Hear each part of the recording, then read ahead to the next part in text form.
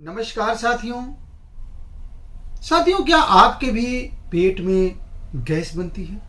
पेट फूला फूला रहता है, कब्ज की शिकायत रहती है, कुछ भी खाते हैं जैसे लगता है कि पेट भारी भारी हो गया, पेट में मरोड़ रहती है, आपको स्टूल में दिक्कत आती है, स्टूल के साथ कभी कभी पेचिश जैसा भी आता है, आप बहुत परेशान हो जाते हैं। साथियों, हो सकता है कि आपको आईबीडी हो, इन्फ्लेमेटरी बाउल डिजीज हो।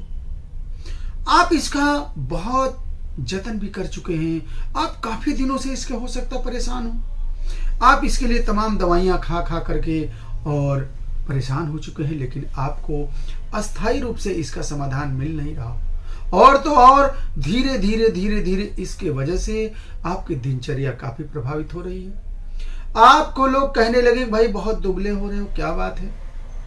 यानी कि आपको अब निश्चित रूप से सजग हो जाने की जरूरत है। साथियों, मैं डॉक्टर एसबी तिवारी कल्याण जी अपने YouTube channel doctor SB Tiwari के माध्यम से आज आपको आईबीडी का एक बहुत ही प्रॉपर और यूं कह लीजिए कि अस्थायी समाधान बताने जा रहा हूं। एक एक बात को ध्यान से सुनिएगा। मैं ये बताऊंगा कि आईबीडी होती क्या है, इसके कारण क्या होते हैं, इसके लक्षण क्या होते हैं, ये कितने प्रकार का होता है, इसमें कौन कौन से हम जांचें कराएंगे, इसमें बचाव के तौर पर हम कैसे इसको लेंगे, इसका इलाज क्या है, और वीडियो के लास्ट में मैं बताऊंगा कि होम्योपैथी द्वारा कैसे इसे अस्थायी रूप से सही किया जा सकता है। तो साथियों, एक एक बात को ध्यान से सुनिएगा।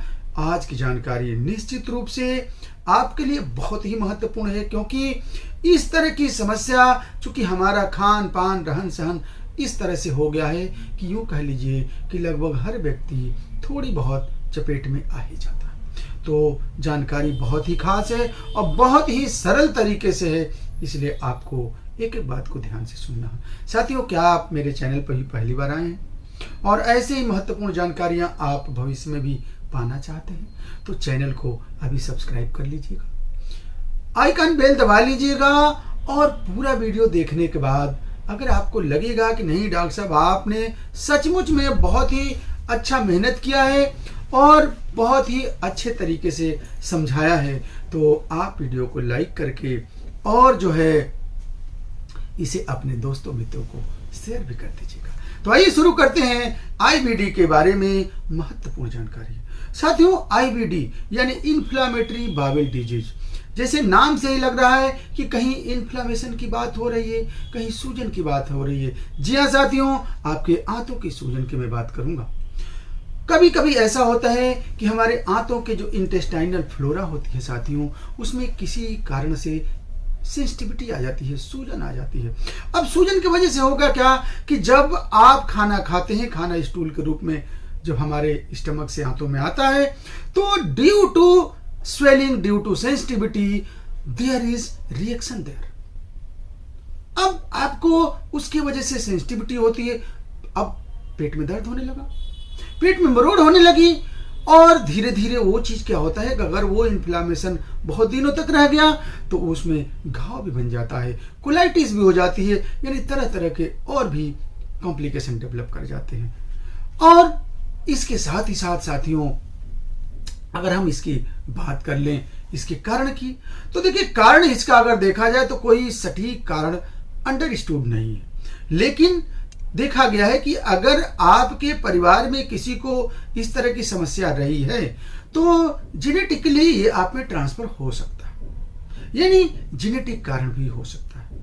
अगर आपके आंतों में बैक्टीरिया का, वायरस का संक्रमण हो जा रहा है तो भी ये आपको हो सकती है। जैसे कभी कभी क्या होता है कि एंटामीबा हिस्टोलिटिका हुआ, हेपेटाइटिस बी, हेपेटाइटिस सी के वायरस हुए, हमारे अगर आंतों में आ जाते हैं तो भी आईबीडी के सिम्टम देखने को मिलते हैं।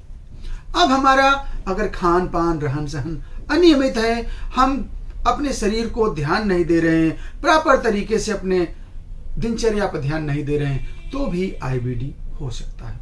अगर हम बात इसके प्रकार की करें तो साथियों, ये दो प्रकार का होता है, एक एक्यूट और दूसरा क्रॉनिक। एक्यूट में तो सिम्टम जो है बहुत जल्दी आते हैं, चले भी जाते हैं, लेकिन अगर क्रॉनिक आईबीडी है तो वो ज़्यादा आपको खतरनाक हो सकता है। अगर हम बात इसके लक्षण की कर लें तो लक्षण शुरुआत में साथियों सामान्य रूप से हमारी दिनचर्या होती है, इसलिए हमें नहीं पता चलता।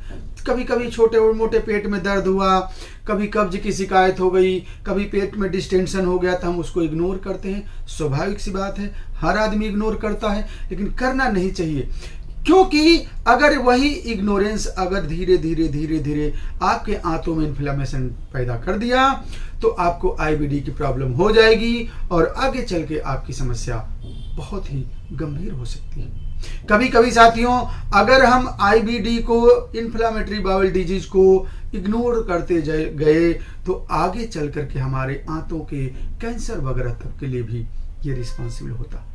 अतः आपको इन सिम्टमों को कभी इग्नोर नहीं करना। अब हम इसके लक्षण की बात कर लें तो इसमें पेट में दर्द होना, कभी कभी दर्द बहुत देर तक होना, लगातार होना, कब्ज की शिकायत होना, आपके स्टूल के साथ साथ जो है कभी कभी ब्लड मिक्स होकर के आना, आपके स्टूल के साथ डिसेंट्रिकल स्टूल होना, स्टूल में म्यूकस कंटेनिंग स्टूल होना, इसके साथ ही साथ जब आप स्टूल करते हैं तो स्टूल में पेन होती है।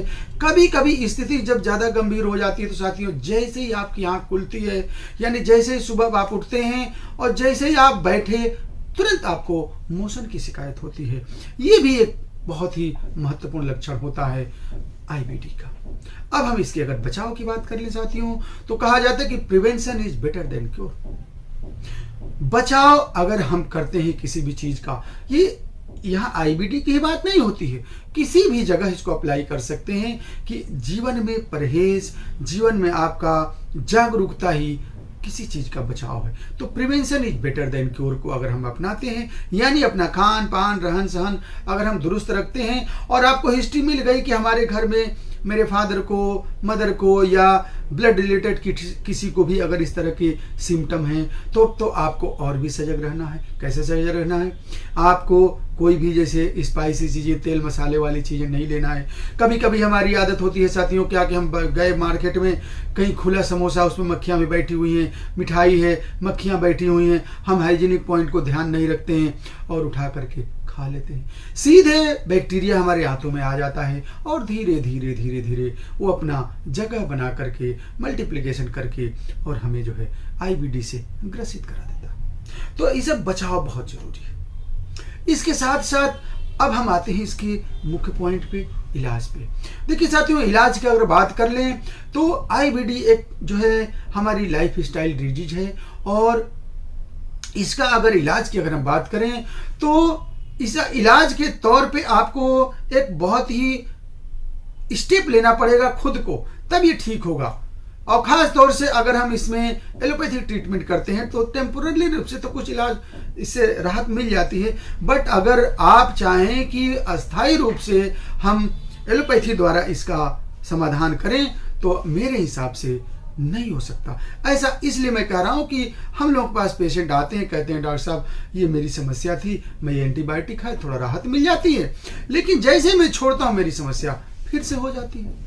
साथियों, आज मैं बात करूंगा होम्योपैथी चिकित्सा की। साथियों, होम्योपैथी चिकित्सा इस तरह की समस्याओं के लिए किसी रामबाण से कम नहीं है। जैसे आपको इस तरह के सिम्टम हो, आप अपने क्षेत्र के किसी अच्छे होम्योपैथी चिकित्सक से मिलिए, अपनी पूरी बात बताइए और निश्चित रूप से साथियों आपको इस समस्या का समाधान मिलना ही है। मेडिसिन के तौर पे मैं आपको कुछ दवाओं के नाम बता दे रहा हूं, लेकिन बेहतर तो यही होगा कि आप जो है जब इसको किसी डॉक्टर के संपर्क में होकर के इलाज कराएंगे तो आपको इसका अस्थायी समाधान मिलेगा।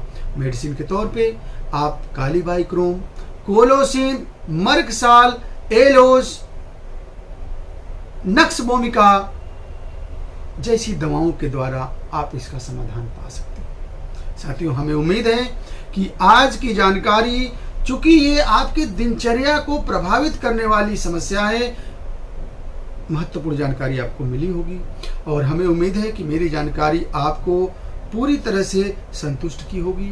किसी तरह के सवाल, किसी तरह की समस्या अगर हो तो स्क्रीन पर देखिए मेरा नंबर चल रहा है, आप फ़ोन करके क्लिनिक पर आकर के आप मुझसे जानकारी प्राप्त कर सकते हैं। साथियों, आपके स्वास्थ्य की देखभाल अपने कल्याणम सेवा संस्थान, अपने YouTube channel doctor S B Tiwari का मुख्य धर्म है। मैं अपने धर्म का निर्वहन करते हुए आप लोगों की सेवा करता हूँ। आप कभी भी किसी भी मोड़ पे फ़ोन करके क्लिनिक पर आके आप मेरी सेवा ले सकते हैं।